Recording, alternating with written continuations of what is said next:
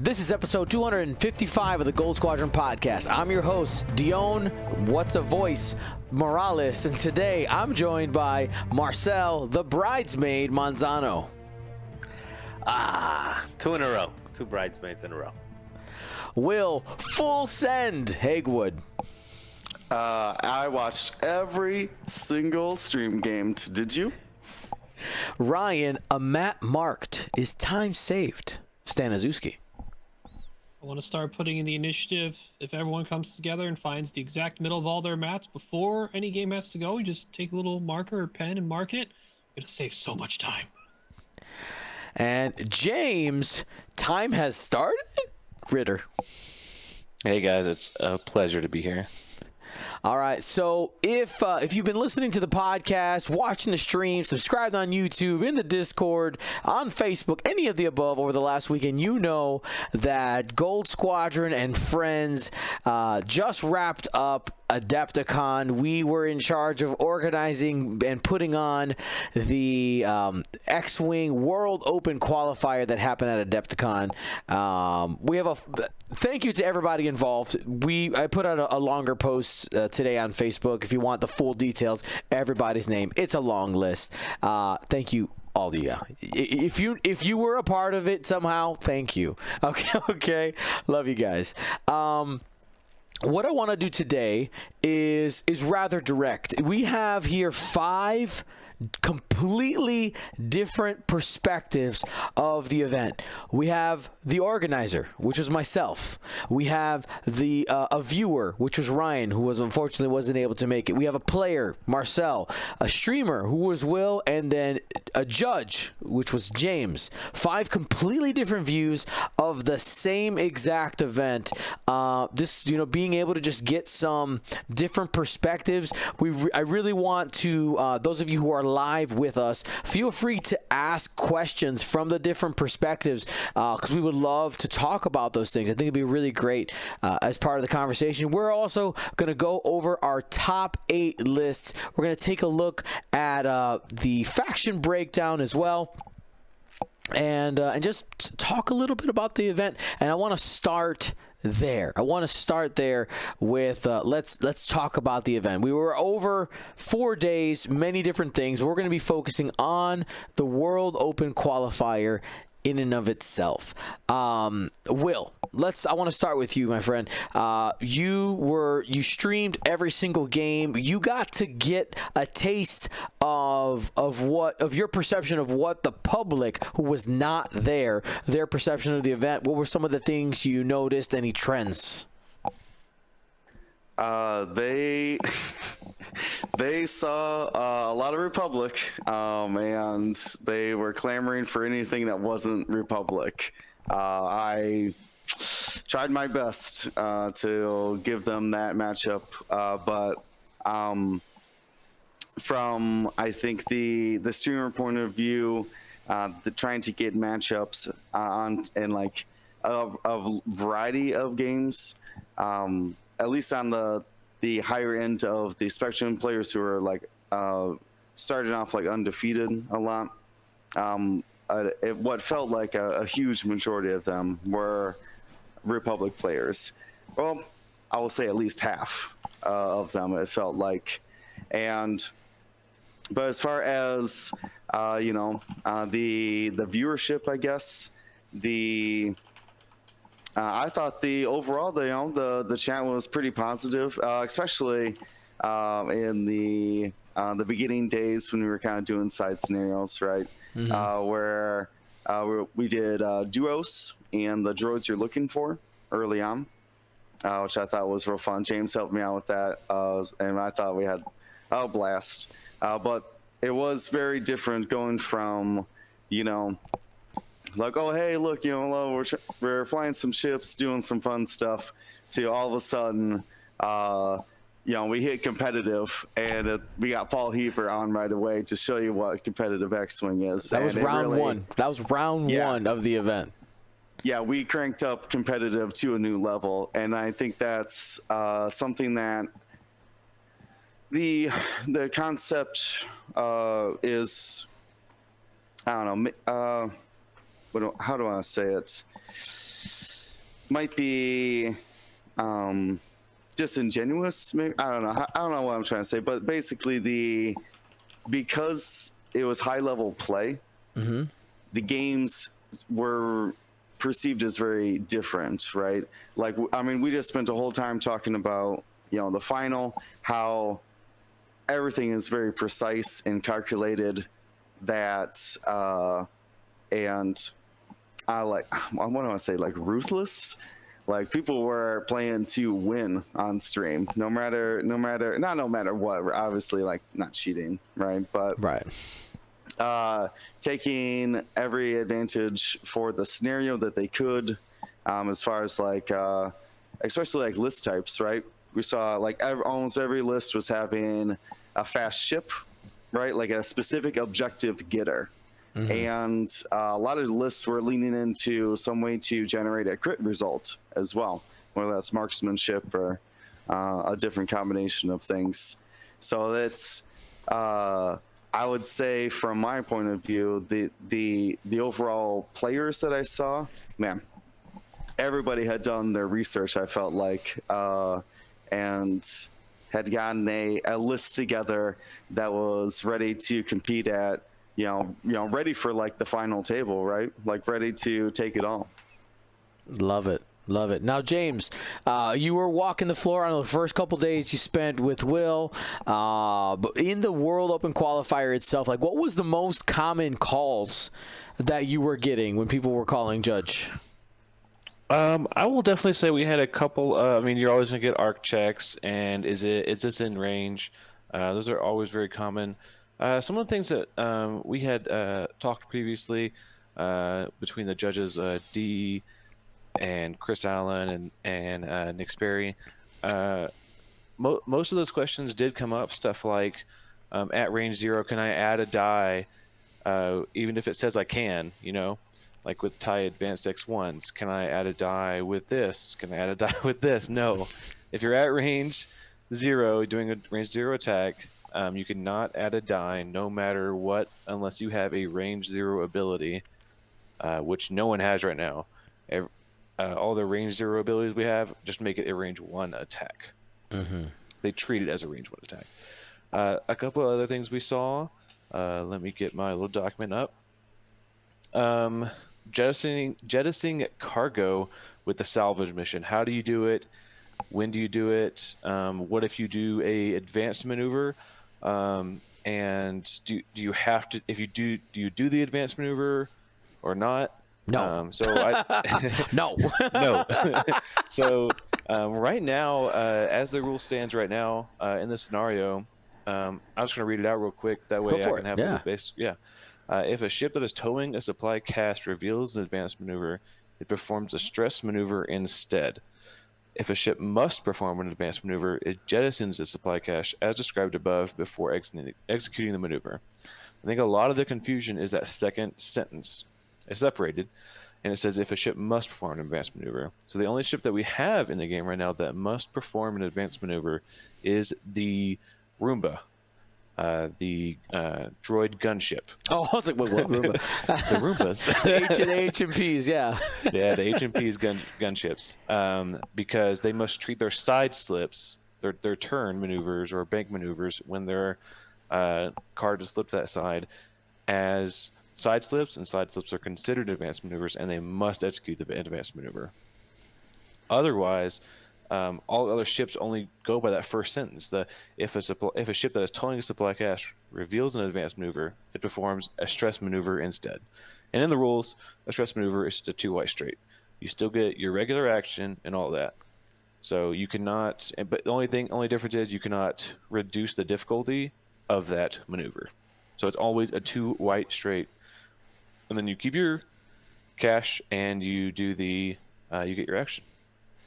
So that was the one thing that came up a lot. And even within the judge circle, we had a couple of confusions because but it says that second sentence, you must jettison it. So unless you are an HMP gunship, just ignore that whole second sentence. Does not apply. Does not apply to you. All right, cool. Now, Ryan, you got to observe it from the spectator view, right? From home, you and I mean, I think at the peak, Will, we had like 850-ish people watching at the peak, and I was looking at the stats. Yep, we were final. rolling anywhere from like 300 to 500 throughout the weekend. Through the Swiss round. What was that? Saturday? Yeah, I guess I was talking from the weekend. I think the Saturday and Sunday were way higher. Saturday was like 500 Saturday or something. averaged about 600. Yeah. 500 to 600 the whole day. It was awesome to see everybody come and check it out. Awesome. So, from your view, Ryan, what were some of the things you noticed? When you're in a chat, a Twitch chat throughout a day, there tends to be kind of like a feel. I'm missing the word I'm looking for, but what were some of the? Yeah, there it is. What was the vibe you were getting? How did you personally perceive some things? I think the general vibe throughout the weekend was excitement. Happy to see a large in-person event for the first time in 2.0. A lot of questions came up that I think Will had to address pretty often. Some of I don't remember exactly which ones, but some of them were pretty consistent. And even about the event, here and there, specifically, why graduated cuts or why strength of schedule or MOV. And there's some of them was just base decisions, some of it for the ease of the event, some of it for learned experiences in the past from other events, so on and so forth, right? And then obviously there's questions about the objectives, state of the game, kind of the normal stuff you'd probably get if you were watching any X-Wing game. I think what was cool, and I noticed this, I think only towards the end of the final game, that you guys had another camera set up, at least for the final, to where when you cut away, you got to see Nathan celebrate with everyone, hugs, and like a lot of that, like, yeah, final over, good job and everything. That was really cool. I didn't know you had that set up. I don't know how often that was used throughout the day. I know there was the camera you had that you would look to the players and see their posture, their demeanor, their thinking positions, whatever you may call it, right? I know Will use that often in planning phases sometimes when we already seen the table enough to sort of digest what things could happen. Yeah, so how that happened was in that last round, we had two goals. We wanted to make sure that we could project. I'll give the full story. We were supposed to have we had a big screen in around our streaming area, and for the final, like people could sit around and they could actually see a view of the table that what the streamers were showing, and so that everybody wasn't having to look at the score on their phone, which is pretty common when we would go around streaming places. People would gather around the table, they're watching, but they can't actually see the table, so they have their phones out like this. Well, we projected it on a big screen at the side of our awesome setup. Oh, it looks so good. Anyway, and what we had to do was we actually had to cannibalize one that camera that looked at the players all day. That one, we cannibalized that to make that view, and then we took the camera that was for the commentators and we latched it on to a table very kind of haphazardly. It worked, and then Ryan Farmer helped us out, did some camera work there at the end with some nice glides and movements to give that very nice presentation. Very awesome, very awesome. And also, from the perspective of someone who wasn't there, that whatever that whole corner GSP Admiral station setup you guys had, that was really, really cool. It definitely had that effect of like you were in a capital ship, watching the battle out there. Very, very good environment feel from the viewer perspective who may not be at the convention, where when you're at the convention, you see the convention around you. The viewer has set camera views, and it definitely maintained the feel and theme of X-Wing battles going on. Yeah, huge, massive shout out to Corey Heald. He was the one that did all of the art for that, including that entire battle in the windows of our capital ship is completely custom made. Like every ship placement, explosion, everything custom. So Corey, huge shout out. I would have thought that.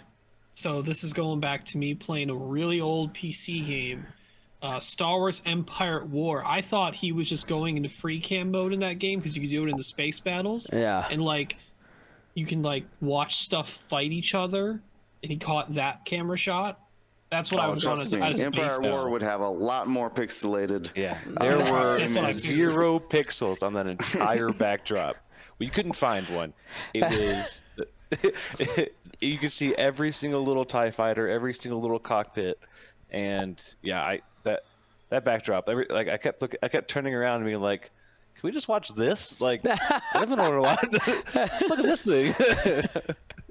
Next year, the windows are actually screens, and there is a battle going on. Yeah, it felt like it, especially when you're at the table and you're looking side to side. You can see the windows on each side. Yeah, it was.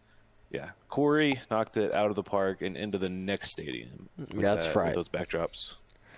All right, and then we moved to Marcel. Marcel, you were our player. You got all the way to the final. Spoilers. Sorry if you haven't watched yet. You know, tell me about your feel of the overall event. I know, you know, kind of going into the event, you had some different concerns, some things you liked, some things you didn't like with 2.5 rules. And after getting a premiere event under your belt, what has changed, hasn't changed, your overall perception of things? Let us know. Okay. And yeah, and I was planning on doing like a whole notes, like pros and cons notes type of thing for this. I worked a little later than I thought, and it didn't happen. But I'll just riff a little bit. And I think if you guys haven't noticed, or I think maybe people haven't. I've probably been the most critical of 2.5 out of the 4 of us. Like the most. I wouldn't even say the most cautious. I would be like the most outright outspoken criticism. Like, I don't like this, I don't like that. And I probably still am the most critical. There was a lot of things that went well. There was a number of things that I didn't like. But the net of it, before I talk about like some of the things I liked and didn't like, the net of it is it still does feel like X-Wing. You know, one of the concerns was that there's going to be so much variance that it's going to make that it's just going to be so much variance. It's going to be a little bit more luck based. I think just by seeing like how do I sound this without sounding arrogant, but like I've done well in 1.0. I've done well in 2.0. Yeah, like and the person who won has done well going back to like 2014, 2015. Like it shows like a little bit level of consistency. That, you know, that wouldn't happen if it was like all variants, right? So that's one of the takeaways. And then the main takeaway also being that, again, it still felt like X-Wing. That's one of the things that I was worried about, that it wouldn't feel like X-Wing, but it feels like a different X-Wing. And I will be honest, I enjoyed, even if I lost in the first round, I enjoyed, from a player just playing the game perspective, LVO better than I enjoyed this one. I just liked the games better. Mm-hmm. But I think the main reason why I didn't like this one more so than anything else is the, you know, we played 6 rounds on Saturday. And I mentioned this to you, Dion. I was like, one of the best things about X-Wing large premiere events is just the interaction you have with other players. And you ran a tight ship because you had really strict time windows that we had to be in and out of, and it felt like it didn't feel like a marathon. It felt like a 13-hour sprint for me, and I don't know how other people felt, because most of my games actually went to time, even if they were over in a couple rounds, not couple rounds, but not that many rounds. They went to time, and even using the Infinity Arena decks to put everything down, it just felt like I was constantly rushing between one table to the other table to the other table, and it was one of those situations where my socialization, I'm a social butterfly. I like talking to people, and the extent of my socialization during both days, except for that one buy that I got, was, hey, what's up? Yeah, nice to see you, and give him an elbow and just walk by and really, like, I wanted to talk to people, and I didn't really get that opportunity to talk to people because it was just like table. Lunchtime, okay, go get a sandwich or chicken. I got some chicken nuggies. Make Chris Allen proud. Go get some nuggies, and then again, game, and then it finished late, so straight to home and try to sleep and then come back early. So it was very exhausting. So that part of it, I think there needs to be some thought to how do you make the not game time go faster. The setup, just the whole placing objectives really doubled the setup time. I don't know how much extra time you actually gave Dion as a TL. Can I make a point on that, Marcel? Yeah. It was noticeable, the setup time, the round it was chance engagement. Do you know what I mean? How fast people got going? Agreed. Yeah, like it was like a good 5-minute difference between the like how long people were taking to get set up. So at least like people were like, it seemed like everyone's taking some thought and care into placing those objectives, realized it was important enough to spend time doing it. Yeah. No, I felt that as a player, yeah. I did have one thing on that as well. And I see a couple people in the chat talking. So a couple of the judges ended up talking after the event on, I don't know, Dion, if you wanted to go over this later about the number of rounds and how the cut was structured and what the heck draws are and how they affect the cut. But yeah, did you want to talk about that later? Yeah, we can hit that later. Okay. All right. I'll save it. No, you're fine. And I actually brought that up to Chris at the end, and Dion saying like, "Hey, this needs to be 5 rounds. We can't do 6 next time. No matter how many people it is, like just cut it and do a top or just make people sad and tell them, you did great, but go home." Yeah. So those were. I think some of the more negative ones. Another thing that I didn't like, and I'll go into the positives because there's a lot of positives as well. Another thing that I did not like is out of the 10 games that I had, only 2 of them were close matches. The other 8 were essentially blowouts, like the one that I lost on stream. Even though they were, so this is the thing, the blowouts, none of them were, because a lot of people that are against the rules and against like what AMG is doing are saying that those blowouts are occurring because it takes no skill and it does this and it does that. And that's exactly why I wanted to do that recap first, because that was a blowout. Like if you just see the score or if you look at it without knowing what's going through people's minds, you're going to be like, oh, this game was over in turn 1, which is what people were saying on a lot of things. Like, oh, you lost at turn 0, you lost at turn 1. There's a lot of thought and there's a lot of skill and there's a lot of strategy that goes into it. But the snowball effect is real, and if somebody gets, if what you're trying to do doesn't work out in 1 or 2 rounds, it's just like boom, it's a blowout. And yeah, that happened in 8 out of the 10 matches that I played. And again, it's not because anything else. It's just somebody took a gamble, it didn't work out, and then there's just no coming back from that mistake. So it makes you be a little bit more exact. It's a little bit harder to come back. Especially in a couple of those scenarios, it makes it really hard to come back. So those were some of the negatives. And of course, again, the positives were that it felt like X-Wing. The games are fun. At the end of it, like they're not that many rounds involved. They're kind of blowouts, but they were fun. And I think the part that I appreciated most about the AMG changes more than anything else was what they did with the time counter. Like, the not knowing when the games ended was such a peace of mind, because never once did I think about saying like, hey, D, how much time we got left? Like, that thought was never in my mind.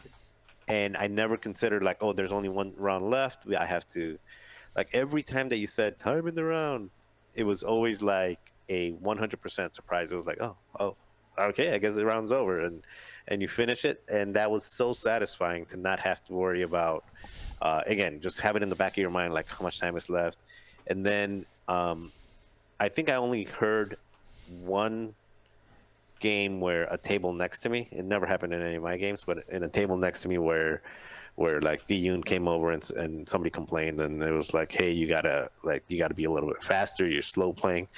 But usually in every other tournament I've always been on, it's either been in part of my games, or it's been part of the games that are next to me, where it's all over the place. Like, every single round you have people either rushing someone or slow playing or something where that's a big that's a big issue that's a big creation of conflict between players, and that's where people get angry at each other and then have a bad time and just don't have fun. So having that element completely out of it, for me personally, was just fun. Like, I every single game I thought about only the game, not the clock, and I loved it. And then, of course, meeting people and all that other stuff, like best part of X-Wing, yada, yada, yada, elbow bump, because I only had 2 seconds to see him. But, yeah, all that stuff was fun. And, of course, this particular one, the job you guys did was just insane. And also, for the people that weren't there, and you probably didn't stream it or anything. Like, for the people that weren't there, I don't know, like I went over there when I was when I had to buy, from to the top 8 match. The side event was happening, right? Like the redemption tournament or whatever, and I went to just go socialize and talk to Dion. And Dion's sitting there with like carrying like a bunch of ships and stuff like that. He's like, roll a die. And then somebody rolls a die, you get a ship. And he was like Oprah Winfrey with those with the ships, like, you get a ship, you get a ship, you get a ship, you get a gauntlet, you get this, you get that. Like, Dion Oprah Morales, I like it. I don't know how you did it, man. I mean, was it the admirals? I don't know what's going on, but like, I have never seen such prize support. Like, you did Ron proud. Ron at Pastimes used to be like the swag prize master. Like you blew that out of the water. I was like, what? And that generated such excitement. The one that I missed, I don't even know what you were giving away. You were giving something away that you asked me how come I didn't participate. Yeah. All I saw was like people. There was like 3 rows of people just yelling and screaming and like I still don't know what you. I know you were doing something away. I gave away a gauntlet and a Razor Crest. Yeah. Oh, wow. We did the first ever Gold Squadron RollOff tournament. Yeah, and none of that was on stream. And that's what I'm saying. Like, we'll turn the camera. I think. And he was, Johnny was narrating it, and I had a camera on it. Oh well, then I'm glad you did. Yeah, we followed it up until the finals of the RollOff tournament that happened up on the stream table. Yeah. Well, for those of you that didn't follow the other part that I saw, Dion was doing that table by table, giving a free ship away to every table based on luck and stuff like that. Like that. That's just like, wow. I would have pocketed that money. But, whatever. Well, what I did, I mean, just transparency is, Adepticon had said, how can we help you? And I was like, can you get me some stuff? Can you get me some like product? They're like, yeah, what do you want? And I said, I sent them a list. I was like, as much of this as you can give me. And then shout out to Hank and his team because they were like, okay. And when I showed up, there was a whole shelf of X-Wing stuff. And I was like, yes. All right. And I'm not saying that there was more X-Wing stuff than any other stuff, but it kind of felt like it. I'm just saying. But anyway. All right. One final thing, because I know I've been talking a lot, and Ryan foreshadowed it by saying I talk a lot. Is the last thing I want to say that was a negative. You understand if somebody hasn't watched the other video, they have no idea what you're referencing? I don't remember when he said it. He said it sometime today. And the final negative is also a positive at the same time. X-Wing community was by far the largest showing, was the most engaged, was the I thought the happiest. Like everybody was genuine. I didn't see anybody not happy. Like everybody was happy.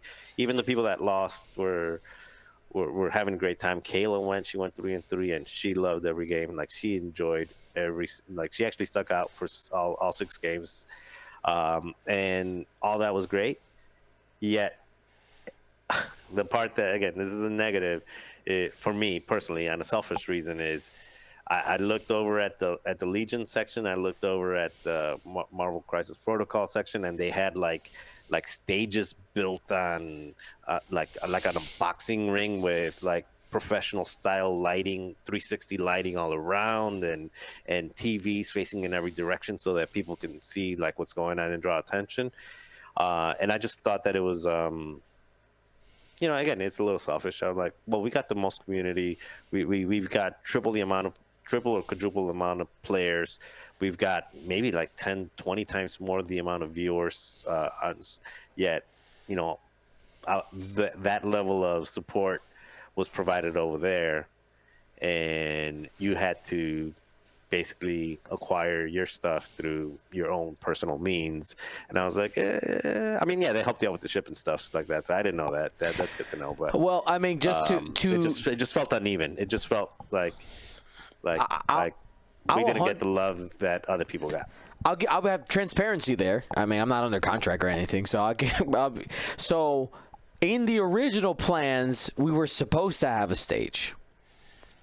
We got there, and the plan apparently changed. But that plan wasn't Adepticon. That was, and I don't know where to cast the. I don't want to say the word blame, Complaint. but right. I don't know if that was a call by Cascade Games, which was like the envoy for Atomic Mass Games / Asmodee, because we don't know whose choice that was. But I know that in the last meeting I was in, that they wanted to really push Marvel Crisis Protocol and Legion, and the reasons why might just be that they may have thought X-Wing will take care of itself, because it has for such a long time, right? Like we, as a community, we do a great job of carrying. We've been strong for a really long time, and there may have been a space issue where they couldn't fit the third stage in. I don't know, but I think they did ask for like numbers and things like that, like how was the viewer engagement and all the social media statistics you gotta send out, and ours are really good. And I think at the end of the day, that we met my expectations for what I wanted to get done from a social media outreach standpoint, and I think that when we give those numbers over, which I have some emails to write this week, that they'll be pleased. I really hope that we can do it again. I would love to make Adepticon ours. I would love to partner with Atomic Mass Games and say, hey, let us run Adepticon each year. I think we did a pretty bang up job. But we're gonna hit that negotiating table first. just go and be honest. Because we got the prizes from AMG. I appreciate it. But I don't think we could do that for free ever again. I'm just being honest. Yeah, it was a lot of work. Yeah. And you hired a lot of people. Yes, I did. Hashtag get paid for GenCon. Hit me up. Hit me up. AMG, I mean, hit me up. Everyone has been over the board saying how amazing it was run by GSP. People want more GSP ran live events in person. GenCon. I mean, I do it. Bring it here. It's close enough to drive, so we could literally bring that exact same experience with improved, things here and there. There are some small things I want to improve, but I think we could bring that same experience to GenCon, if not better. Sounds like you got a whole portfolio of experiences this weekend to show for the potential GenCon usage. Oh yeah.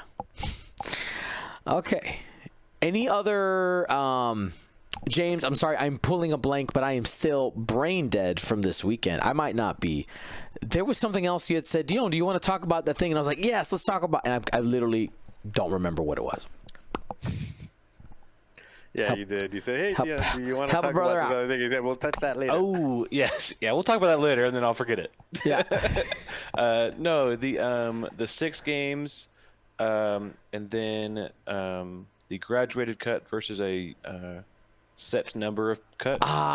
Yes. I guess I technically, yeah. What draws, kind of how they influence. So go ahead, Dion. How do we settle on a graduated cut? So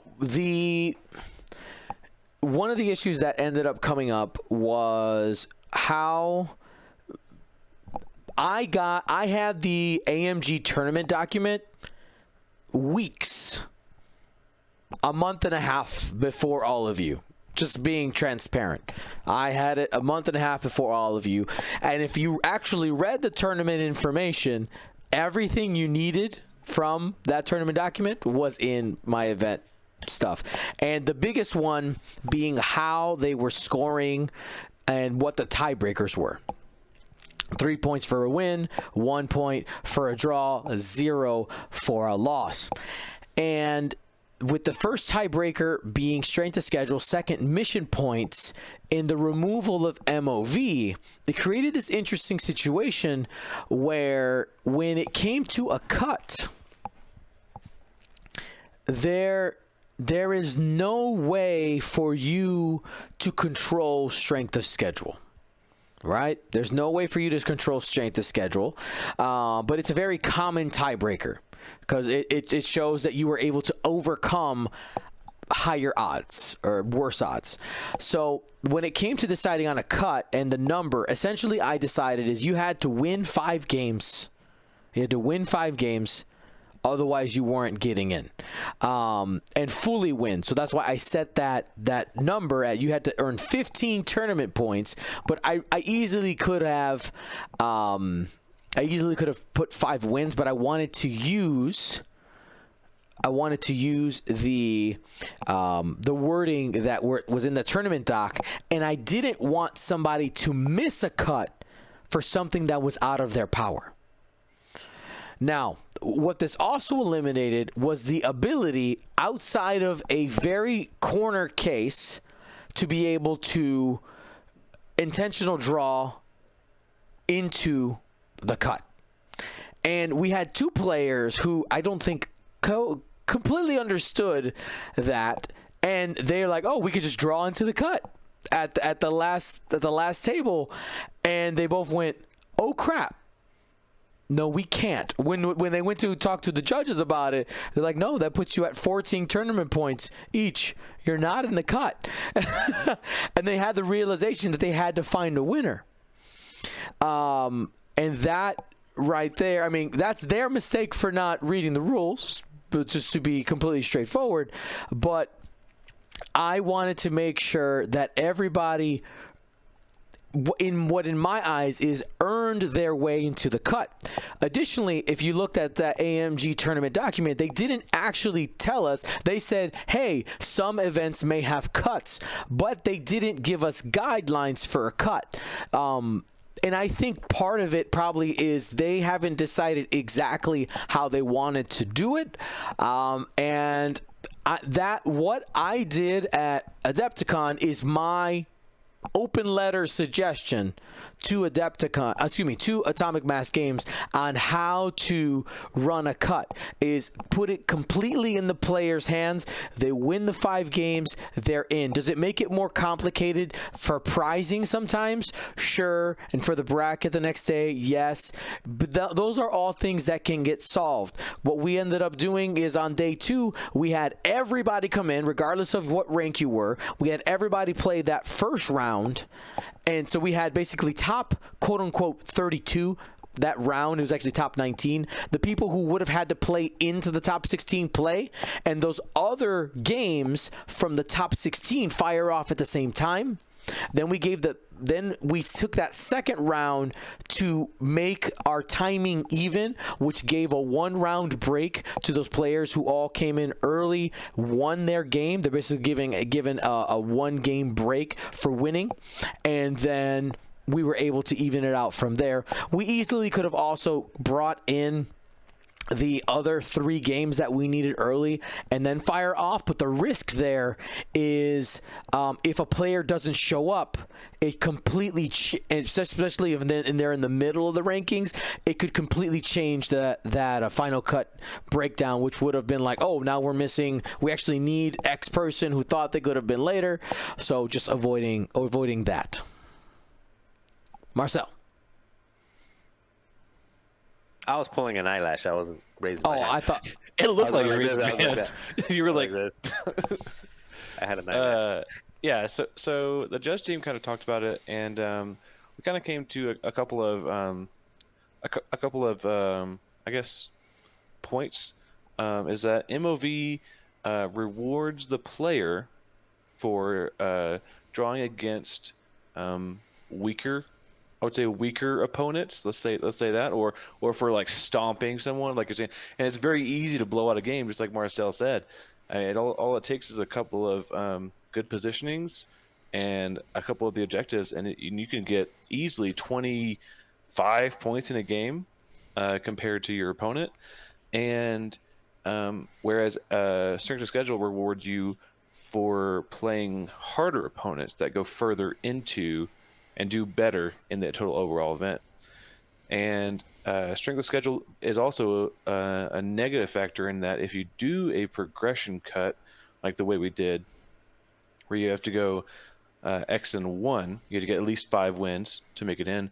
Once you hit 2 losses, a lot of people will drop and move over to the side events because they can't make it all the way to the very end of the event. So why continue playing? Why don't you just go to the side events and have fun and score some of the prize tickets? So you kind of have to make a choice, just like you said. You had to make a choice. You had to say if we're going to do X and 1, so we're going to do top 32. And if you do one or the other, you have to make a decision on how you're going to tie break at that point. And then even further into that, you had how do draws affect your score. Do draws give you an edge over someone that did not have? So someone that went 4 wins, 1 draw, 1 loss, should they be put above someone that had 4 wins and 2 losses? You know? Or in a even if you could do a progression cut to where you could say, like you said, we had 15 points, right? You get 3 points per win. 5 wins equals 15 points. So as long as you have 15 or more, we could have easily, just like you said, done 13 points. As long as you have 4 wins and 1 draw, that'll get you into the cut. So it just kind of depends on how you want to go.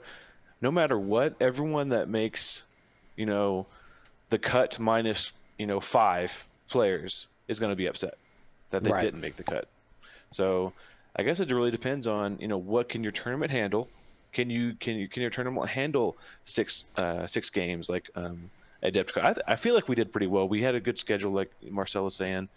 We did run a tight ship. We kept those players moving. Or would it? And I'm not saying it would have been, but it could have been a different choice to run 5 games on on day 1 and a top 64 on day 2, and do it the other way. But I think for Adepticon Sunday, we had a very strict schedule. We had to be out very early. Yeah, they told us you have to be done at 4, and I said okay and smiled. And we weren't done. We were not done by 4. But tables and all the things. The final at 4. No, yeah, we really? said we. Yeah, I'm pretty sure we did. They had the bay doors open and tables coming down around us during the final, but it was. Go ahead. Yeah, I was like, I think at one point Will was doing the stream. He was like, "What's all these chairs everywhere?" we're getting chaired in here. Yeah, so it was. I mean, it was. We kept the schedule as tight as possible, and that's the best we were able to do. You know, in retrospect. You know, I did consider, yeah, I'm thinking about 5 versus 4, and is there a way to, because it's really dependent on the number of players, like that is going to completely change the way that you do it. If you can do 5 rounds in each day, what do those number of people kind of brackets, you know, Fantasy Flight Games used to have like a chart, but I kind of, with these new rules, I want to use that as a jumping off point and see where we could improve, or I guess be more, I guess, the transparent on where that will end up being. I did the math and said, okay, if we sold out 264 seats, that we would end up having 6 rounds and 5 rounds almost no matter what, and we wouldn't end up going over. But I was confident that I was like, I'm sorry, 224 seats is what we had. We got close, but not quite. so looking back with 2020 vision, and kind of what we know now, and the situations that were presented to us, would you change anything with the way that the tournament was run, and mostly concerning draws, rounds, and any kind of tiebreakers? So one of the things when I first read the document all alone with nobody else knowing, it was me, I knew, and the game developers knew, and nobody else. It was kind of interesting and cool, but looking at it and seeing that strength of schedule came before mission points. Why? And I was like, why wouldn't you put mission points first? And then over the next few weeks, as we were playing at pastimes, with my buddies, and seeing sometimes these scores swing as hard as they could, realizing very quickly, I guess, that does put it more in the players' hands. But at the same time, the number disparity in some of these games, and with players being willing to concede, right, when it's like, all right, it's an unwinnable good game, I want to go chill, which is in a tournament setting like very common. If you know any card players who play Magic the Gathering, like the term scoop is like, all right, yep, you got me, scoop, and that's just so that they can save their brain resources. But the more casual player wants to play it out, and that's fine. But I think strength of schedule is, while it's harder as a concept to like do the math in your head to figure out what that is, and a computer has to do it to make it fast, I think for right now, I think it's okay. I think we kind of have to get used to it for a while, especially if the cut is completely in your control, which right now it is. If we had just made it top 32, that for we had 19 people make the cut. With my current rules, that would have been an additional 21 people making the cut. But everybody else who had 4 wins and didn't have that strength of schedule, the complaint wouldn't have been, well, I lost a game and that's why I'm not in. It would have been like, I had no control over who I played. How is that fair? Like, it's a psychology issue more than anything, right? It's a perception thing. So I am very much graduated cut champion now. Now that I have really seen it and thought through it more, I'm in. Okay. Then one follow-up question to that would be, in a graduated cut, would you even be looking at pulling up any of the draws from the like for example, we had a five win graduated cut. Would you even be looking at any of the 4 win and 1 draw or 2 draws? The issue there is that you create the problem with intentional draws, right? And that we had an issue. Look, Google the Roanoke 8 to see the X-Wing community's reaction to when intentional draws can get you into a cut. It got pretty ugly, and there were people who were like, well, that's a thing in Magic the Gathering already, and that's usually where people will point to, like, intentional draws are common, and the thought is kind of like, you know, the ability to intentional draw is a reward, is the thought line is a reward to be able to just draw into the cut because you've played well up until that point. Why shouldn't you make the cut and basically guarantee it? I think that is definitely with in-game systems that allow you to intentional draw into a cut. That is simply taking advantage of the system they have set up. But I would prefer not to do that. I would prefer that it's completely in the player's control, and avoid the awkward situation where Will, you and I are playing, we're both 4-0, and I want, I'm going to Will and I'm like, hey, we should just draw into the cut, and Will's like, I want to play. Right? Like that's a weird. Yeah, I came to play. I don't want to draw. Exactly, because people have different priorities when it comes to gaming, right? Like if you're there to play, whether win or lose, that's very different than somebody who's there to like play the tournament versus play the game. Those are 2 different mindsets. What you're referencing are literal professional Magic the Gathering players. They are intentional drawing because it's less work for them to do. Mm-hmm. Not saying that all Magic the Gathering is anything other than just a game, but it's just not something we have in X-Wing. We're not playing for money, right? It's not a big cash prize at the end of it. We're a large majority are just playing to have fun. Plastic, paper, cardboard, and glory, baby. That's what I came for. Yeah. So, that is that's why, James, I did it the way I did.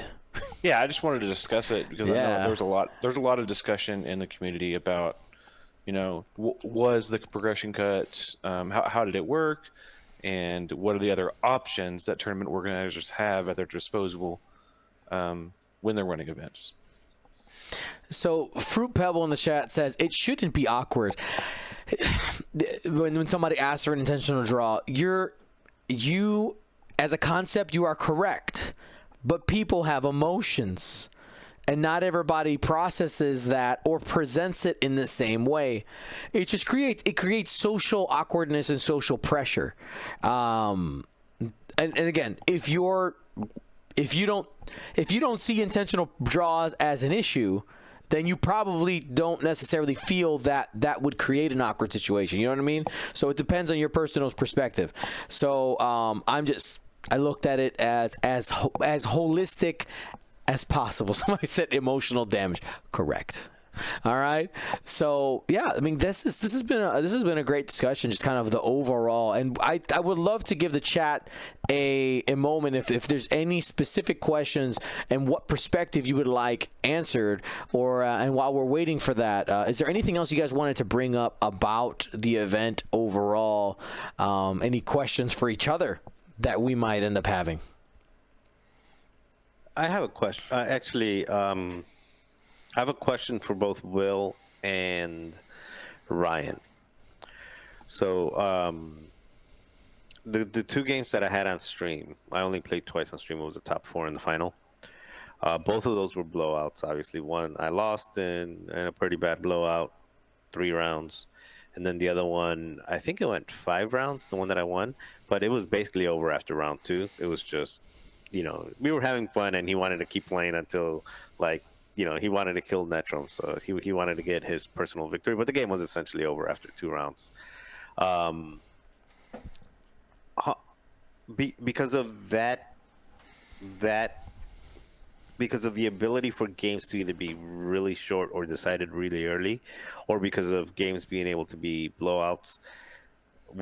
What's the viewing like? Because I've heard some people enjoyed it, but I've also heard some people were being like So the games were not as engaged because they were too one-sided. Well, I'm not sure I can speak about the blowout, but I will say that a majority, pretty much all but I would say maybe one or two games we saw in the main event had gone to at least an hour's worth of play before it ended. I don't think we caught any like 30-minute games or anything like that. I know there's one where Travis was playing Ben and Ben conceded early, but it was still pretty long into the game. Yeah. So my question wasn't whether they went fast. My question was whether the outcome felt decided early, even if the game continued for a few more rounds to like an inevitable end. Like I would say 50-50. 50 of them, somebody got a strong beginning, and then 50 of them, it was like, we're turn 4. It's anybody's game. You know, what do you think, Ryan? Was that sound about right? Or was you say a specific game or just? No, just in general. Just like, how did the game? Did they feel complete or incomplete? Complete, not incomplete. That's not the question. Did they feel like? Sorry, that's what I meant. Did they feel decided early, and did that impact like the fun? Like you enjoy watching close games. It's nice when you're like rooting. Like I know that if I were watching my game, either of the last two, I probably would have been bored because they were decided, not decided, but they were one-sided. It's more interesting to see games that are like neck and neck. I think what we're seeing right now, and we'll see as time goes on, we're seeing games decided earlier because not everyone completely understands their win condition or what they need to do to get there. So we're seeing snowballs a lot at a higher clip because we have situations like, example, Marcel, when you had the deployment of those objectives, you found out the hard way on the salvage, that, because of how Nathan specifically placed his and I didn't see that, I'm now being punished for it. So there are turn 0 things more than just rocks now being the objectives that can score points that are in consideration. So people are just learning how and where to take advantages or what are disadvantages to putting objectives in certain spots, which, because those things score points, can start a spiral down in snowballing. Does that mean 6 months to a year from now we're going to see the similar clip? I don't know. I would think people will begin to learn and develop things that both sides of the table will know, like, oh, I see you trying to do this, so I've practiced against this, so I know the counterplay to do that. And then we could like name them like chess openings. Maybe. Like, Who knows?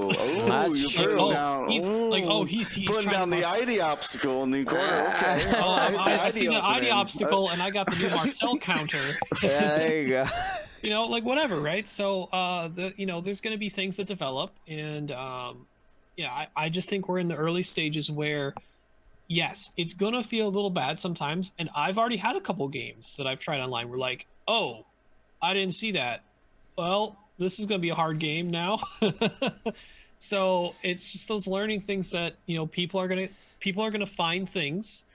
They're going to try them out. It's either going to work really well or it's not going to work out really well. And if it does work out really well, the opponent's going to get that experience of, oh, all right, now I need to take it into account in a future game against that player and maybe even consider putting it in my repertoire. So it's going to be a lot of back and forth. And it'd be really interesting to see how quickly these objectives / deployments / obstacle placement stuff, how quickly those tactics and strategies spread and web out across the X-Wing community. Mm-hmm. Cause I would say that that ID obstacle, you only need that to happen to you one time to go like, oh, got it. Yeah, you only need to be hit by the triple upsilon one time to understand what's happening. Yeah, same thing, right? Like when triple upsilon, we didn't have to have objectives to be completely like baffled by something happening to them once. Oh, triple upsilon's in my face. Oops. Yeah. So It was for me. It was a proton torpedo, Kylo with sensitive controls, and Pyre, and double stressed, and then he's proton torpedoing you with like multiple actions, and yeah, I learned that one very, very roughly and very fast. The hard way. Yeah. Yep. Yeah, I'm curious how many players came to Adepticon. I'm not judging anyone at all because I played 3 games of 2.5 now, so I'm wondering how many people came to the event with less than like 10 games of 2.5 under their belt. I can speak to that. Can you bring up that data, Dion? Yes. So I will tell you that we had a ton of faces that we recognized, right? People and players that that you weren't surprised to see there, right? The Tyler Tippett's, Duncan Howard, Doug Howe, Alex Smittle, like the players that you have heard of that are just really, really strong. But there was a plethora of brand new players that have never, I cannot tell you how many players came up to me and said, this is my first event. Or I started playing during the COVID shutdowns in Space Jam or in Galaxies. Like, the most cardboard templates I've ever seen at a tournament. Yeah. Like it was really interesting. People were really excited. We had the Space Jam templates for sale, and then the Inferno ones for plastic. We had a lot of people upgrading at the event, which was great to see. But yeah, we had a lot of new players, and there was a handful of saying, "I've never played any of the scenarios. Can I play?" I'm like, "Yeah, that's fine. You're gonna learn today." But probably the hard way. Yeah, and it was fine. Like they had a good time, and I had a bunch of players come up to me and say, "Dion, I went 0-6 and had so much fun." It was awesome. And I cheated. I did cheat. What? This weekend? What? Classic. Huh? Round 1. Well, I didn't cheat on purpose, but so round 1, I remember his name, Jason Griffith. I think that's his name, Jason Griffith. I played Jason Griffith, and we showed up. He's like, we're playing whatever mission, and then he busts out his deck. He's like, oh, I got them all printed out. He put it, and we played the what was it? We played the King of the Hill, and then Assault on the Satellite Array. Yeah. And then somebody says, like, no, it's the action one. And I was like, well, we finished our game, and we finished the King of the Hill. And then the next round, it was exactly King of the Hill again. I'm like, or something like that. It was like, what? Like, I just played this. So, look, yes. It's Slayer, Oddball, King of the Hill territories. This guy gets That's it. the This Halo guy gets terminology. That's how I was explaining it to people. Like there was people who came up and like, have you ever played Halo before? Yes. Okay, easy. And then just going with that. Bill's way is also pretty good. What do you do? Yeah, toe action, scramble action. Oh, I've been calling it just assault now. Now I've learned what assault means. Because you're trying to assault the areas, right? Yeah, you assault the area, and then the last one is basically murder, or dogfight. Murder. You could have chosen many different words like destroy, dogfight. Yeah, it's got murder. As a community, we got to come up with something easy. Because the way I was calling it is the King of the Hill. It's claim it, take it, King of the Hill, and then just a dogfight. But the other two is either you claim it or you take it. Claim it and take it is also very common. Yeah. Or we could just learn the names. No. No. Come on. I don't know how many times I was corrected. Assault at the satellite array. Was it at the satellite? It's not on the satellite. There's someone going around that is like legitimately upset that people call it. We are not on top of the satellite array fighting it out. We are at the satellite array fighting it out. Well, Big I difference, guess big I guess that's the difference. one correction I need to make in my vocabulary. All right, at least I know the names mostly. Anyway, so this has been a great discussion. I want to, with a little bit of our time that we have left, do a rapid fire look at what the factions were, the cut breakdown, and a quick talk about the top 8 lists. Let's go ahead and head over to our graphs. Here we go. James, you made the chart. You read the chart. What's our faction breakdowns? Biggest to smallest. All right, so our faction breakdowns are Rebel Alliance at 51. No surprise. There were a ton of rebels around, and closely followed by Republic at 50. We had a late entrance in there that pushed it to 51, which I was hopeful for. I was thankful for, because I wanted a clear winner, you know. Nice. Next up, we had the Empire with 31. Then First Order 17. Scum at 16. Resistance at 12. And rounding out, Separatist at 9. There you go. Our faction breakdown. Rebel Alliance taking the dub there, and you know the Separatists. One of the things that people were talking about was like, man, faction prizes, which actually I want to touch on here in a minute. But yeah, if you were going for faction prizes, Separatist was the one to do. But that's not new. Like, that's not new. People are like, yeah, Separatists are really good, and then don't take Separatists. And whether that's just like an unwillingness or a not understanding of how the faction works versus, you know, what other things do. I don't know. We did get one Separatist list in the cut. We'll go ahead and break that down first, James. Yeah, so I'll go ahead and start with the top representations here in the cut. No surprise there is going to be Rebels with 6, Republic with 6.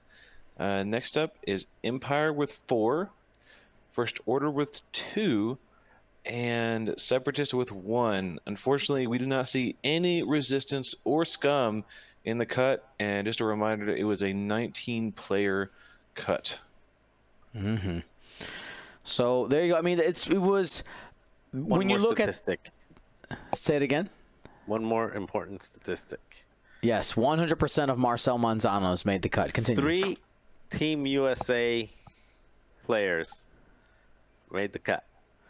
So that's out right. of 5 that showed up, 3 made the cut, and yeah. So including the Steve- CIS player, Doug Howe. Doug Howe being the only representative in CIS, and you have Stephen Cotillo with the Empire, and yourself with Rebel. Yeah, and Stephen Cotillo, I was so happy that he made the cut. He hasn't made these in-person tournaments a lot. This was really his first time coming out to one of these premier events. He became prominent in winning one of the with the Goran striker, if you remember, and then went to Team USA and did really well in Team USA for the XCC.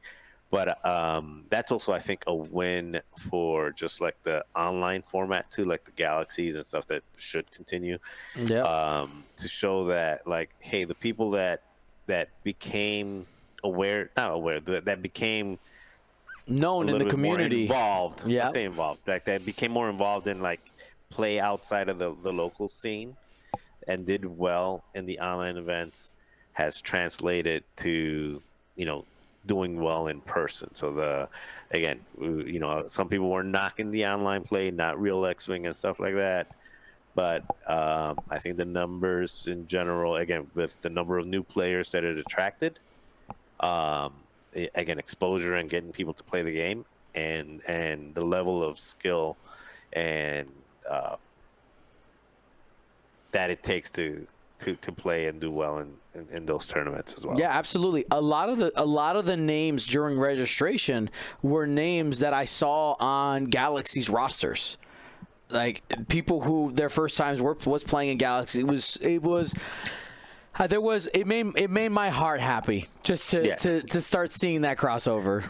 And I don't know how many times it was like, "Hey, Marcel, nice to meet you," and I'm like, "Hi," and then they're like, "Oh, it's so and so online." I'm like, "Oh, it's Psych J." Like, "Oh, it's this person." And like, oh, "Okay, now I know who you are because of your like Discord or your Yeah. Twitch name."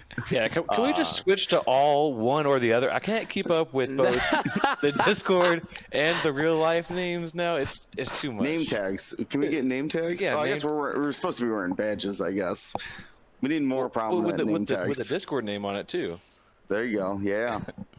All right, next time, GenCon, AMG, GenCon. hit me up. Actually, so speaking of Steve, he is an interesting statistic. He made it so the Thai Heavy had 100% conversion rate into the cut. Actually, Empire had the highest conversion rate. Makes sense. 4 against the 31. Yep. That math checks out. That math checks out. I like it. And I want to say that we only had 1 4-ship list in the cut. I think all the rest of them were 5 and above. That's correct. Yep, that was the one of the rebels, the Chewbacca one. Oh, the Chewie. Yeah, that was the Chewie. Travis Johnson one. I Yeah, love that Chewie. Chewbacca. All right. Now, what I want to do here is before we hit the top 8 list, there was a couple people who threw some questions out when I asked for them. So now that we have them, we're going to rapid fire answer this. So Nathan Squadron had said, how do you make normal draws not just be a loss for both players with these cut rules? So what we did in the top elimination is, in order to solve that, because we did have to have a winner, is we did a road roll, a random player order roll, and the winner of that roll, the first player of that roll, was the winner and would continue. I could see that eventually being an option as a tiebreaker, rather than draws being implemented. It's a significantly fairer than final salvo, and it doesn't make the final salvo, it doesn't make the roll-off a win condition that you in your list building, right? But it gives you an option in the game to kind of shoot for. If you're behind, you could say, hey, I might not be able to win, but I can draw and give myself a chance. Like that is one way that could end up fixing it. In this at Adepticon, draws did help you when it came to faction prizes. So I know that it doesn't necessarily help for the cut, but for faction prizes, it did make a difference for quite a few people. So there's that one. Somebody had asked we talked about this a little bit. Were you surprised of how many old faces showed up versus new faces? I mean, yeah, it was great to see many of the faces that we're used to in the Midwest, and some that traveled farther. We even had Dale Cromwell and Cormac Higgins there, all the way from the UK. All right, like that was really cool to see them. They thought it was worth the trip, and they made it. Careful with calling them UK. You got in trouble in. Oh, sorry. Yeah, England. It's a big England. difference. No, they're from Ireland. They're from Ireland? No. No. I thought Cormac they is Irish. He's Irish. He's Dale Irish, is but he English. lives in England, doesn't he? Yeah, but he's Irish. Like, Dale's there's a English. combination of people getting it wrong right now, so maybe we'll stop before it gets All right, worse. whoever's got it right, put it in the chat. Comment Because I'll put anything up a outside of picture of the US map. doesn't- All right, Hey, here, I'll fix it. I'll does it fix even it. exist? Our 2 European players myth. from the continent of Europe. Is that vague enough for us for this? On Earth as well. On the farthest travel distance, period. They did it. Supposedly. Okay, supposedly. Yeah. All right. So there was a couple that's back some of the same questions. All right, let's jump into our top cut here, and let's. Can I suggest something, Dion? Hit me while I pull up these stats. That's okay. How about we cover the list by faction? There are actually a lot of similarities between them, but notable differences as well. There was an excellent question that really got me thinking from Wonder Taco is how far down the list do you have to go to find a repeat list? and I think it takes all the way down to Alex Mogensen in 24th place to have a repeat. And it's actually Alex and Nathan Eddy were flying the same list. Yeah, they're in the same play group. Yeah, actually, Yeah, they're Nathan, Alex, Ed / Justin, and Kevin Lines. I think they all ran the same list. They're all the strong Milwaukee group. Otherwise, I can't find any other repeats in like the top 50 lists. Are you saying repeat as in exact carbon Exact. copies? Exact. Or are you saying pilots? No, exact list. Okay. I was like, I think there's gonna be a lot more pilot copies. There was a lot of very similar lists, or at least very similar, very similar neck. I can't think. Core. Components. I was thinking of the word nucleus. Nucleus. There you go. I was trying to get smart, but so I think we should actually just talk about maybe the differences in the factions in the cut. It might be a little bit, instead of like rereading the same pilots over and over, because man, there's upgrades. Strap yourselves in for this book. Yeah, Dion, if you go to List Fortress, you can sort it by faction, and that may be easier for you. You're right. Can you sort it by faction and yes. Awkwardly looking for the link. I'll put it in the chat for you. Panic. Well, that chat, I have 500 windows open. You expect me to find it that fast? I'll put it to all your chats. Every blast them with it. It's in your email. It's in your check your fax machine. How is the Adepticon one not the top one? All right, hold on. There it is. All right, cool. Because there was some other tournaments happening. Okay, cool. And we're going there. Oh, that looks bad. One moment, please. Yeah, so you should be able to hit the little symbol for the faction hexagon in the top, and that should sort it by faction for you. All right, cool. Give me 1 second. Just trying to make it. I don't think it maintains. I don't think it keeps cut though. No. Wish you could do a double filter, or if you could. It's just fine. show We can the just cut. leave it sorted by cut then.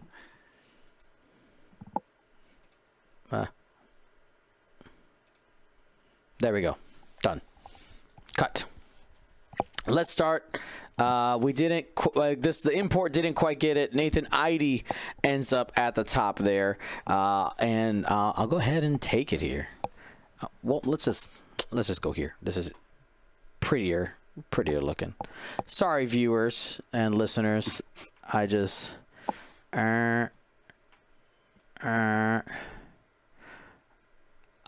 Perfection. All right, here we go. So Nathan Idy, Galactic Republic. We had Anakin Skywalker in the in the Y-wing. In the Y-wing, this is something that a ship that popped up at Crossroads. I don't know if that was like a precedent, not a precedent, a foreshadowing of the future. But Y-wing Anakin, shattering shot, ion cannon turret, proton torpedoes, R4P in order to improve the maneuverability of that ship, and afterburners. We had Obi-Wan Kenobi in the Eta-2 with patience in order to regen force in situations where you needed to. Marksmanship and R7A7 for crit generation, and then auto blasters in that combination doing some auto damage there by being able to push through those crits while Obi-Wan Kenobi is out of the enemy ship's front arc. Ahsoka Tano and Barriss Offee, both in the Delta 7 Aether Sprites, both have calibrated laser targeting. Ahsoka specifically with Compassion and C110P, allowing for some evade tokens on that ship as well as some jamming utility. Barriss with Instinctive Aim and Concussion Missiles, a 3-dice attack available for that ship at a moment's notice. And Contrail, that cheapest ship, that 2-point filler for the Republic with the Besh title. Marcel, what'd you bring? Our runner-up. So I had a 6-ship Rebel list, starting with Gina in the viewing, Gina Moonsong, with Selfless, which I never used, Trajectory Simulator, Jamming Being, Seismic Charge, and the S-Foils. The other viewing, Netrum Pollard with Hopeful, Trajectory Simulator, Ion Bombs, and the S-Foils. And then 2 A-Wings, it was Derek with Vector Cannons, basically the arc and the system repositioning, and Shara Bay as well with Crack Shot, Threat Tracers, and Vector Cannons. I used Crack Shot once because I remembered in the top 4 match, and that was exciting. And Lieutenant Blunt and the Headhunter, and then I think what made the entire list, I don't think the list works anywhere close as it should without Magva Yarrow, Hopeful, Sabine Wren, Leia, Organa, Crew, Contraband Cybernetics, and Pivot Wing. Again, I talked about it before the cast. It'll be up on YouTube at some point, just about basically how insane Leia, Sabine, Contraband Cybernetics, the ability to coordinate, the ability to basically stop forever, and even Hopeful. Like Hopeful on a medium-sized base ship, ship size, especially 4 health ships. Did you ever boost her? Oh yeah, I boosted her into range 1. Did you ever boost her while using Contraband Cybernetics? I was about to ask that. I boosted her while I was using Contraband Cybernetics at about 6 stress, because she was being a deposit for Gina and a deposit for Netrum. So it was about 6 stress, and I purposely put a ship to get killed to let Gina with Contraband boost into a range 1 shot. It was not a close match, but it was still like fun to do. That does not sound hopeful to me, Marcel. It was Netrum never used Hopeful, but sounds like sacrificial. Magva, Yeah, that sounds like Cutthroat. All right, pretty cool list. Yeah, a lot of people were asking, why did Marcel bring Magva and not Two Tubes, not Benthic? It's funny, even people in the final cut, I would put Benthic in this list instead of Magva Yarrow. It's always really funny to see those people in the chat. And the rerolls are really good. Again, with a lot of torpedoes out there. Yeah, Marcel, did you talk about this list on a previous cast before, and explicitly explained why Magva is better right now because of all the torpedoes?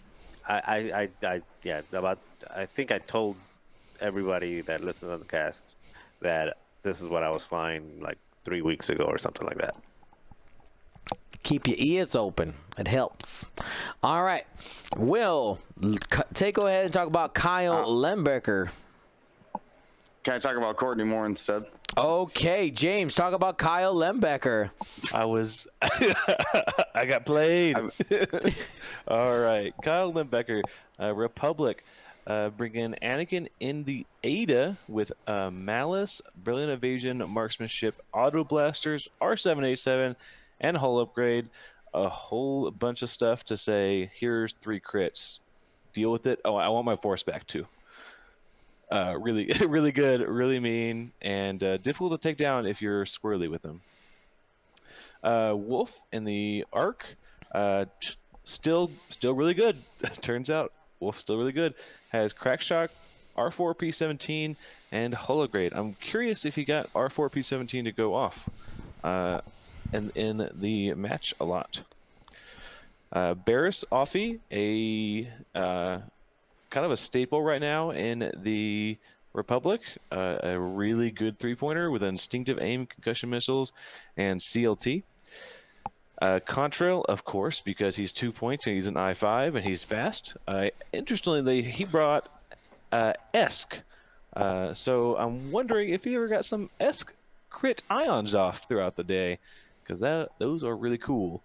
Because you don't need to do 2 damage, you just need to do 1 to push that ion through. I'd be legit asking if that was a mistake, because that's the first config that comes up in Yasby. It's just ask and they just assume like, oh, I bash, right? I think he was using Besh in our streamed game. Okay. Well, that may have just been a mistake.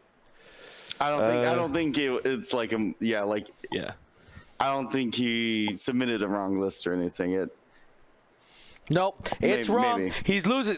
Kyle, give me your invite back. Yeah. You're Get outta DQ. here. You're done. You're I'm done. just kidding. I'm just You kidding. got caught. I haven't sent the email yet to AMG. Okay. Oh no! Whoa. I'm sorry, it wasn't my Don't quote fault. me on it. Don't quote me on it. And to round the list, Click. Oh, I love Click in that V-Wing hull upgrade, Besh, and proton bombs. Man, Click is no R3, which is kind of weird, but choosing to bring the hull upgrade and proton bombs instead. I love the R3 mech for him, being able to spread those locks around first turn, and man, getting Click to work on something that, like, taking away someone's range 3 agility die, and they just like never see it coming, and they're just like, oh, I have range 3, I'll be fine. Taking that away and then saying, yeah, here's a huge wolf shot, or something huge that they weren't seeing, or someone else boosts into range 1 for that range 1 shot, and you take it away from them. So really good choices there. All right. I should troll Will here, but I won't. Will, Courtney Moore. As a note, I still wanted to talk about Courtney Moore, just in reference to Marcel's list, because there are some similarities here.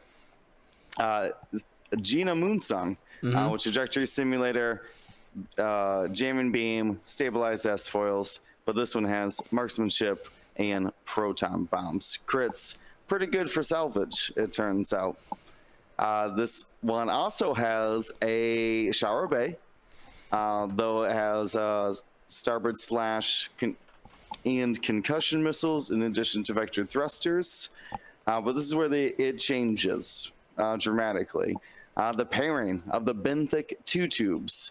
That's the U-wing, marksmanship, Magma Yarrow, K2SO, hull upgrade, and pivot wing. Hull upgrade caught me when we saw it on stream, actually.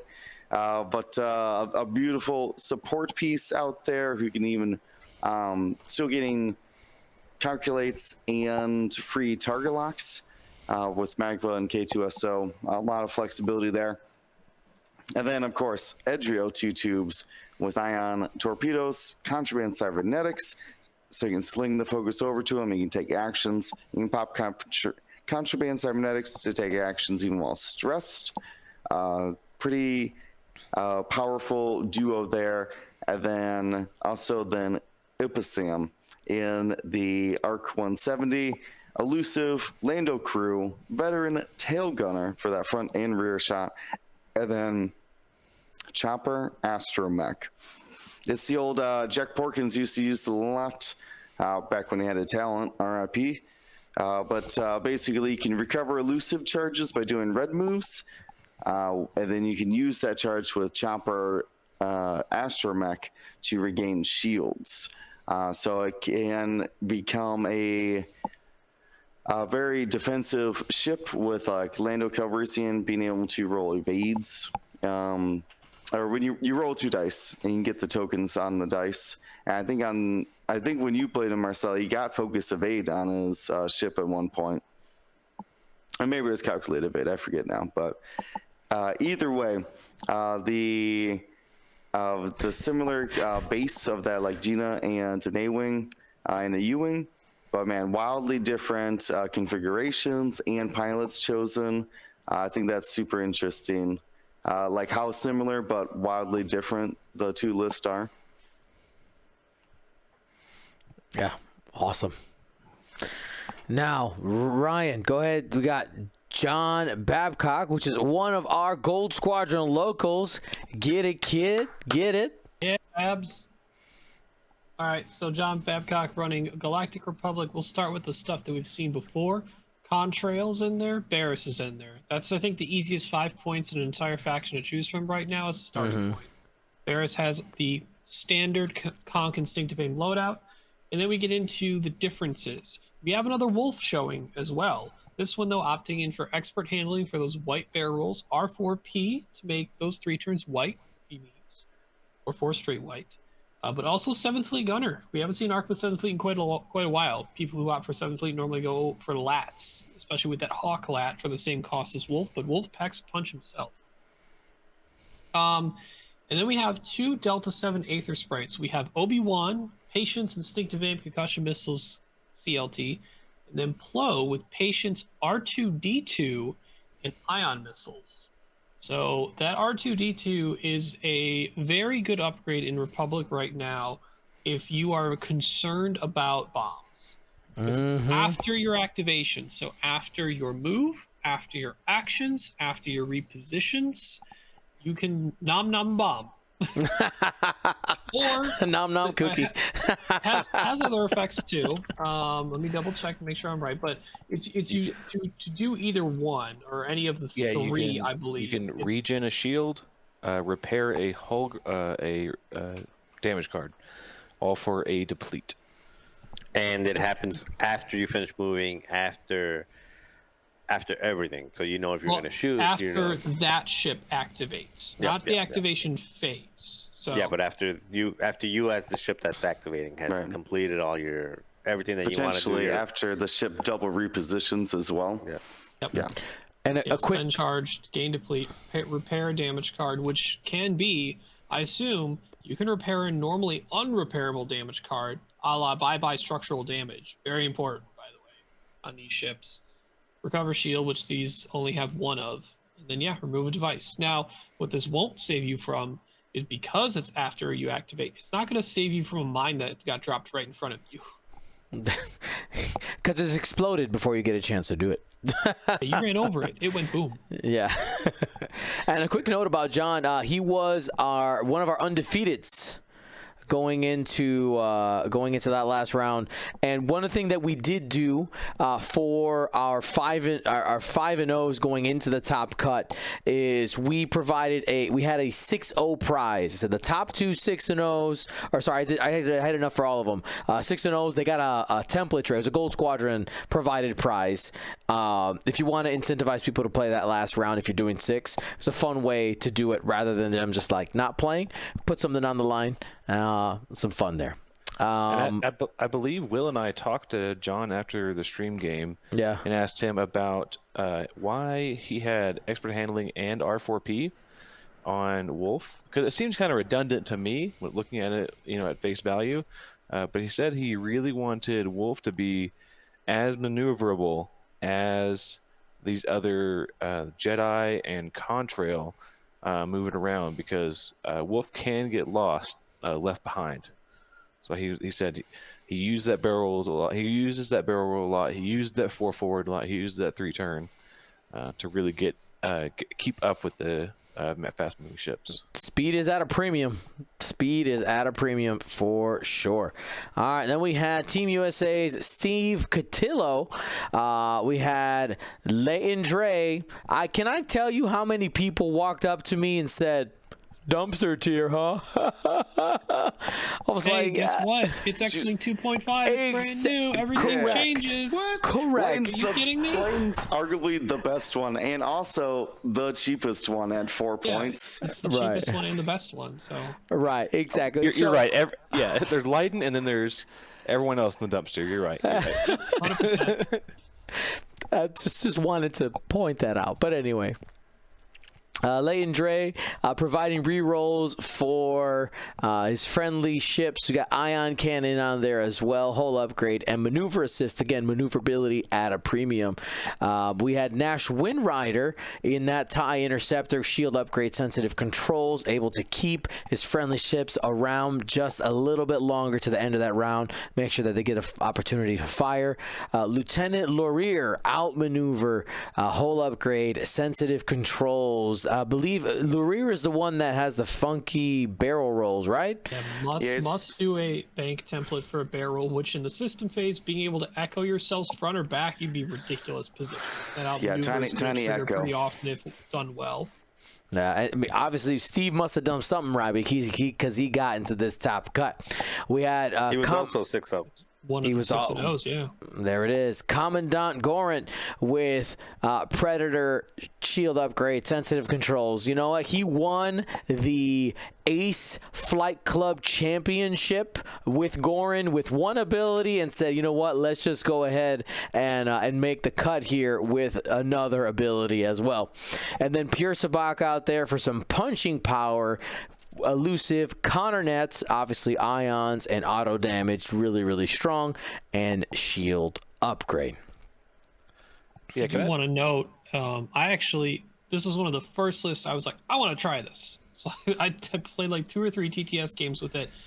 Lighten with 9 hull, and you can Goron and evade on Lighten is gonna stick around. That thing is not as easy, like, oh, just burn it down. I mean, people are still developing how to spread their ships to objective and converge on one target right now. It's that Lighten's not easy to kill when Goron's around.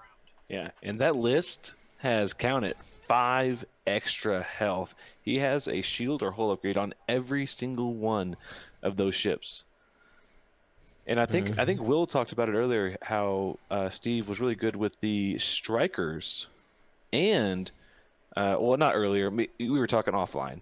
He was really good with the strikers and the Echo and the what are they called? The Phantoms.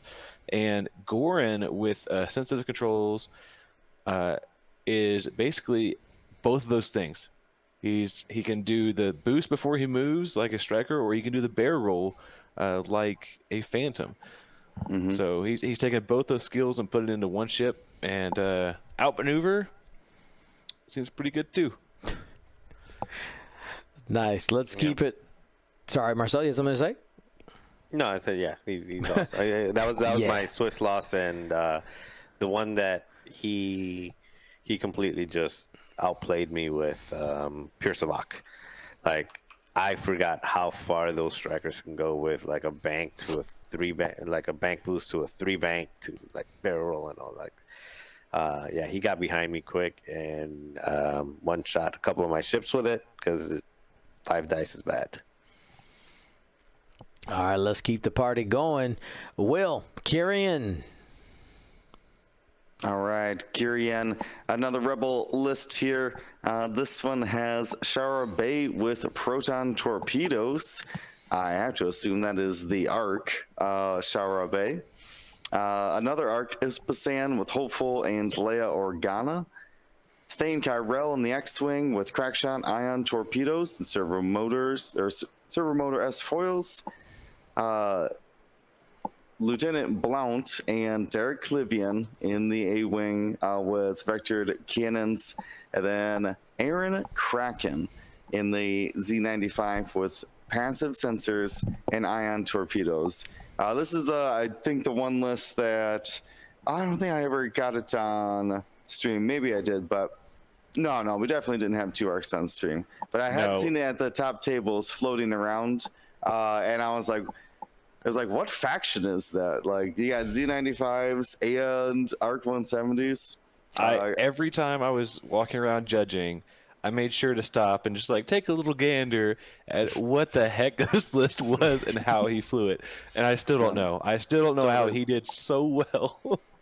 So there's Aaron Kraken is the unknown here. So passive sensors, you can get a lock on anybody to shoot your ion torpedoes. After you attack, a friendly ship around you can take take an action treating it as red. So basically, you can coordinate Shara Bay every single round, or Thane as well for their I-5s.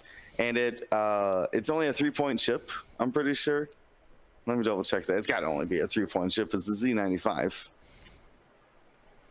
But it's such an interesting piece there to be able to get that coordinating without like having to bring a sheathapede or anything like that. Well, I guess U-wing as well, without having to bring a U-wing to coordinate. So that's some real brand new secret sauce those passive sensors, ion torpedoes on Aaron Kraken. Love it, love it. And go ahead, Ryan, take our last top 8 list. We're not gonna go through the whole top cut because of time, but shout out to we'll give shout outs to the rest of our top cut here real quick. Go ahead, Ryan. All right, we got Ben Wheaton or Wheaton. I think it's Wheaton. Empire list. The only other one in the cut? 2, right? Or there's 3, 2, 4, 4. Never mind. Ignore me. 2 on the top 8. We'll go with that. We have 3 copies of the Tempest Squadron TIE Advanced X1 with hull upgrade. So X-Wing health with 1 more agility and 1 less attack die, unless they get that lock for that additional die roll with the advanced targeting computer. We have Zertix Strom with Disciplined and Thread Tracers. We have Nash with not opting in for the shield upgrade this time, going for Thread Tracers and Electronic Baffle. And then Goron, again, with shield upgrade, and instead of Predator, opting for Elusive to make more difficult to kill. So you have 2 sources of Thread Tracers to potentially trigger all the other TIE Advance to get their locks. Most probably focused to stay alive. And then you obviously have Goron showing up again. That can affect everyone in the list except himself, which is a key thing. Probably why he brought Elusive. And that way he can give an evade out to anyone who needs it. And also get rid of a lock. Basically, all you need is a non-stress red token to get rid of.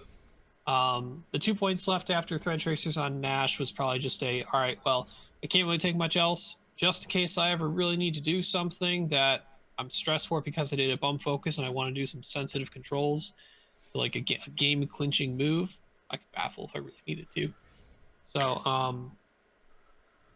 I think another thing that we haven't mentioned about Goran and why Goran is so good is the you should be taking gas clouds anytime you take Goran, because it makes for very no consequence flying over gas clouds. You fly over that gas cloud, you clear the strain, you can clear the ion if you roll a hit.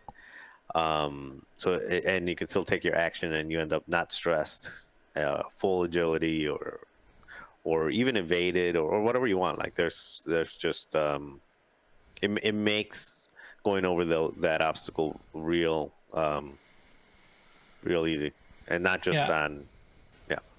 I think it was the top 8 game that was on stream. It was Ben versus Kyle Lembecker, and he had an approach where he did go over a gas cloud with 2 of his TIE Advance, I believe. One of them rolled the ion, and he Goron that ion away. I even when I was trying out Steve Coutillo's list, I definitely had my Lighten get an ion token from an ion cannon shooting. Didn't get the second one, but I don't want to risk it another time. So I'm like, all right, bye ion. Here's an evade. We did catch Lighten who had a disabled power regulator. Is that the one that gives you ion each turn? Yep.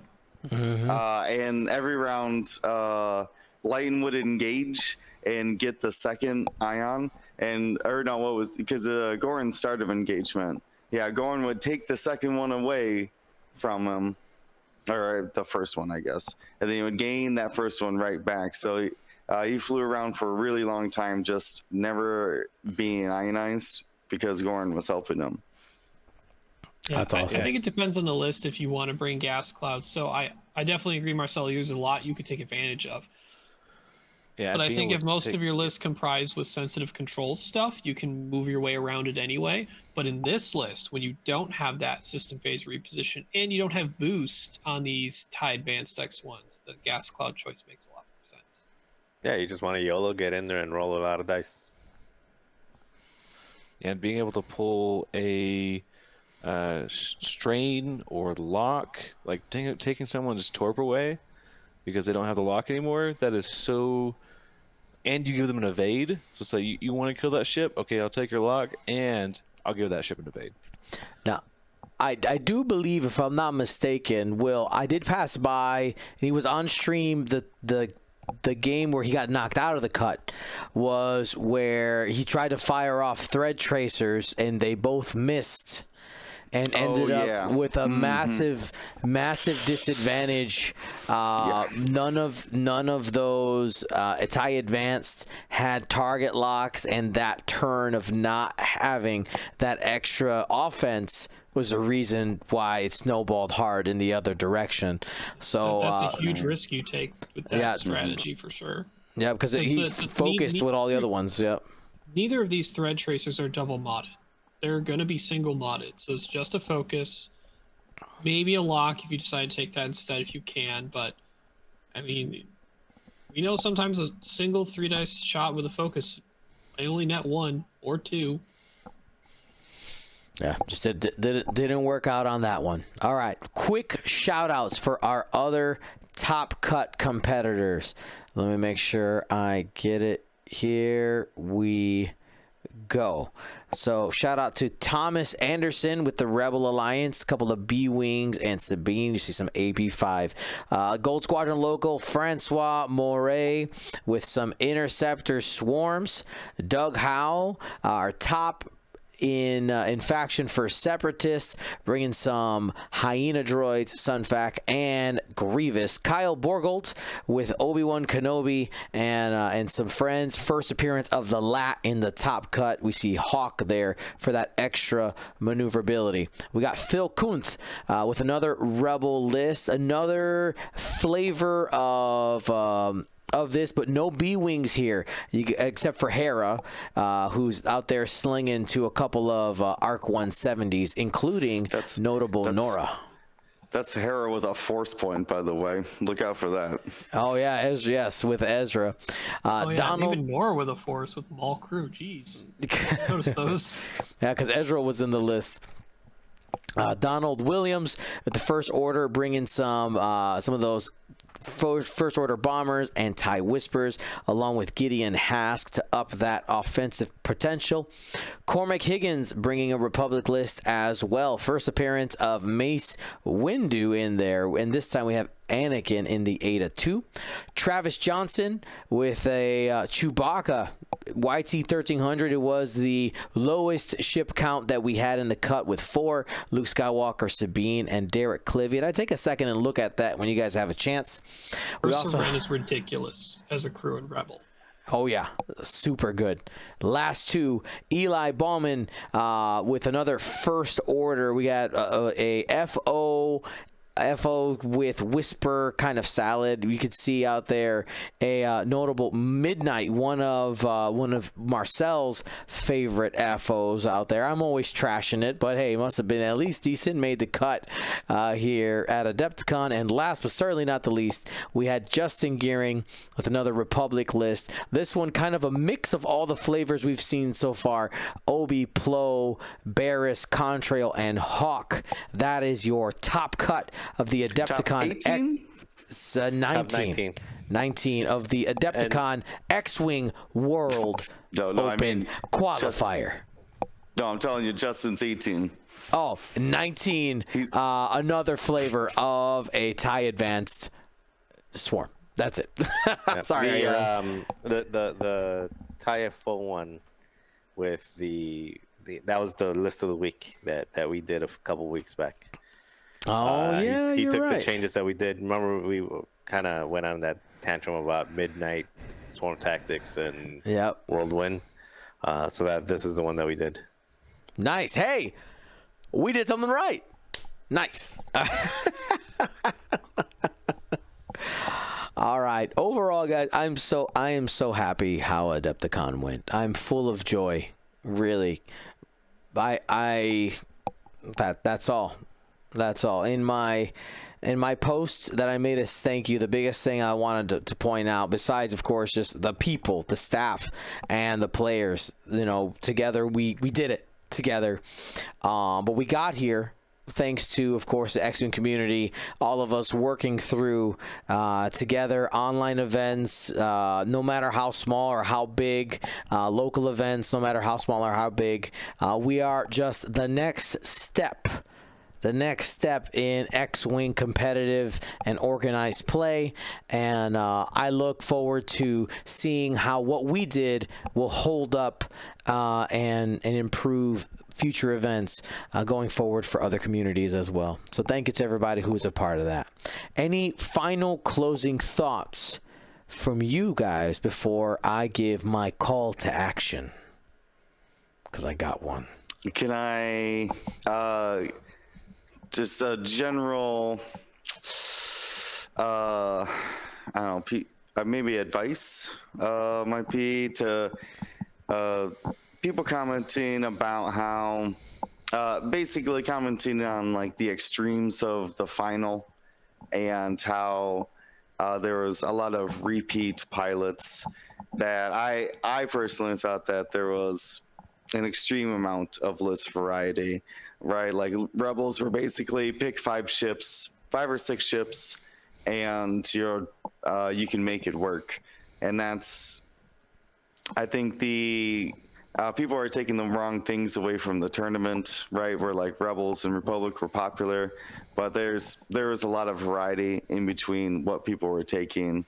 And I do still think that there was close matches. Not every game was a 3-round concede like the final. There was, I think, a lot of competitive play and a lot of variety that we saw. And I think there's still, I mean, I think that essentially the meta is not solved, right? Like we saw many lists have the same thought process to get where they were trying to get to that win condition, but we saw a lot of ways to go about that solution. James, Will, Will just talked. Yeah, James, Will. Ryan, I'll be Will Marcel. So Will part 2 is I do agree with to an extent with everything Will said. The addition to that, I do think that there needs to be, and I'm very interested to see what changes come about.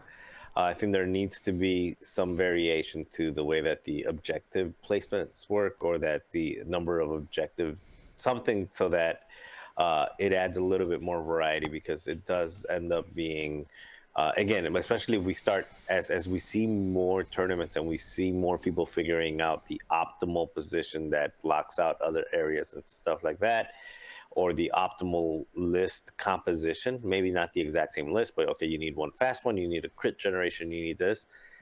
I'm very interested to see what changes happen and how long those changes take to happen with points, specifically with points, with cards that are deemed to be like, yeah, this was a problem, aka trajectory Sabine should not be, ETA Auto Blaster should not be. Like there's things that just really don't belong together. They don't, especially when one of the objectives is drop it on a crit and you get automatic. That's probably not great.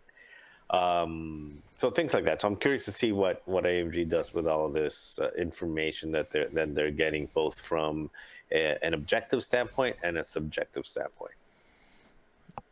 Cool. Ryan?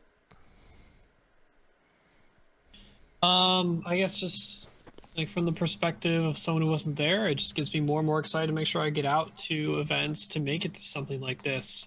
Just hope the next one, or the ones that I attend to, are as high of a standard and quality that you set, Dion, because you have set the bar extremely high to start 2.5. I don't know how many other events and things are going to match it. Jay, they could do it. They could do it. I believe in them. Yeah, I just want to say, like, I know there's a lot of, like Will said, like, the meta is not figured out. There's no best list. There's no best pilot. There's no best upgrade. There's so many different variations that people can be taking. And I think the best one that they could be taking right now is the one that they're comfortable with and the one that they enjoy playing. because the ones they're comfortable with, they're not going to forget their upgrades. They're not going to forget that crack shot or that elusive or that random upgrade that they brought, that whole upgrade. The whole upgrade is so easy to forget. And then bring something that, bring something that you enjoy playing. Because I promise, a 6-round tournament or a 4 or 10-round tournament, if you make it all the way to the top table, is going to be a lot easier to do when you're enjoying the pilots you're playing and the faction you're playing and the play style of what you're playing. So play what you like, play what you enjoy, and play. Feel around and figure out what you like to play and what you know. And in closing, one of my pieces of advice I have for people is, we saw 200 people had a great time playing 2.5. Nobody said it was perfect, but it's not going away. It will continue to evolve, and we look forward to being a part of that evolution. The only way that you can be a part of that change is by participating in it. So I look forward to seeing you guys participate in it. So I would caution to not go down too many rabbit holes. There are many loud people on the internet. We are one of them. We are loud. We're loud on the internet, but we try to keep things as constructive as possible. My call to action for you, my X-Wing community, my people, my friends. Again, I am willing and ready to help AMG run as many events as they would let me do.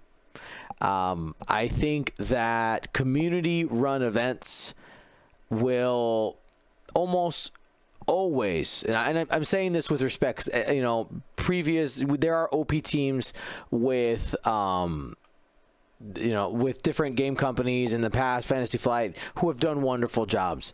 But if you give the tools to your community leaders in different areas and around the world to do, to provide those official prizes, which is what really people like, and that stamp saying, yes, we approve of that, I think your events will always be better than an official run thing.